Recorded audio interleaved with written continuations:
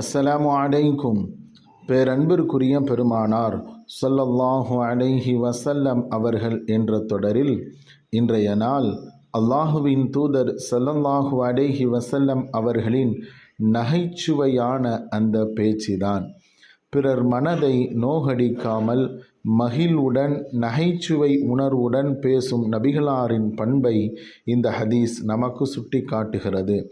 நபிகளார் குறித்த மதிப்பு கலந்த அச்சம் மக்களின் மனதில் இருக்கும். அந்த நிலையை மக்களினுடைய மகிழ்வுக்கு பயத்தை அகற்றும் போது அவ்வப்போது ஸல்லல்லாஹு அலைஹி வஸல்லம் அவர்கள் நகைச்சுவையாக பேசி மனங்களை ஈர்ப்பார்கள். அந்த நகைச்சுவையான பேச்சில் உண்மைத்தன்மை இருக்கும். அப்போது கூட ஸல்லல்லாஹு அலைஹி வஸல்லம் அவர்கள் பொய் சொல்ல மாட்டார்கள்.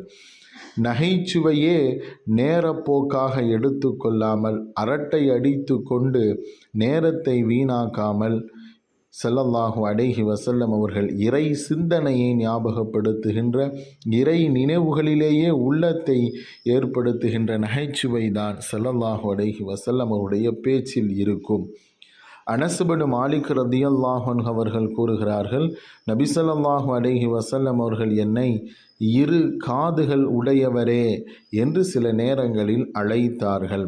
அதாவது நபிகளார் என்னை நகைச்சுவையாக இவ்வாறு அழைப்பார்கள் என்று அனஸ் பின் மாலிக் ரலியல்லாஹு அன்ஹு அவர்கள் கூறுகிறார்கள். நகைச்சுவையை இஸ்லாம் வரவேற்கிறது. ஆனால் அது நேரத்தை வீணடிப்பதை இஸ்லாம் கற்றுத்தரவில்லை. இமாம் ஷாஃபி ரஹ்மத்துல்லாஹி அலைஹி அவர்கள் சொல்வார்கள், உழைத்து களைத்து போன மனதுக்கு ஓய்வு கொடுக்க வேண்டும். சிறிது நகைச்சுவையை பகிர்ந்து மகிழ்வை ஏற்படுத்த வேண்டும். எனினும் அந்த நகைச்சுவை உணவில் உப்பு சேர்க்கின்ற அளவு மட்டும்தான் இருக்க வேண்டும் என்று கூறுவார்கள்.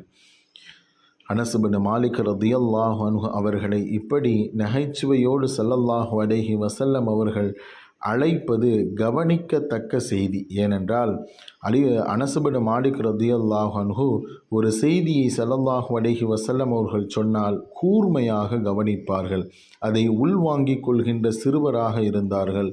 புத்தி கூர்மை உள்ளவர், அறிவாற்றல் உடையவர் என்பதை ஸல்லல்லாஹு அலைஹி வஸல்லம் அவர்கள் பாராட்டும் விதத்திலேயே இவ்வாறு அழைத்தார்கள் என்று நாம் பார்க்கின்றோம். அன்பர்களே, ஸல்லல்லாஹு அலைஹி வஸல்லமுடைய பேச்சு என்பது அழகானது. அதில் நகைச்சுவை என்பது சிந்திக்கத்தக்கது. பிறரை மகிழ்விப்பார்கள். எந்த சந்தர்ப்பங்களிலேயும் மனதை நோகடிக்கின்ற பேச்சுகளோ நகைச்சுவைகளோ ஸல்லல்லாஹு அலைஹி வஸல்லமுடைய வாழ்வில் இல்லை. அஸ்ஸலாமு அலைக்கும்.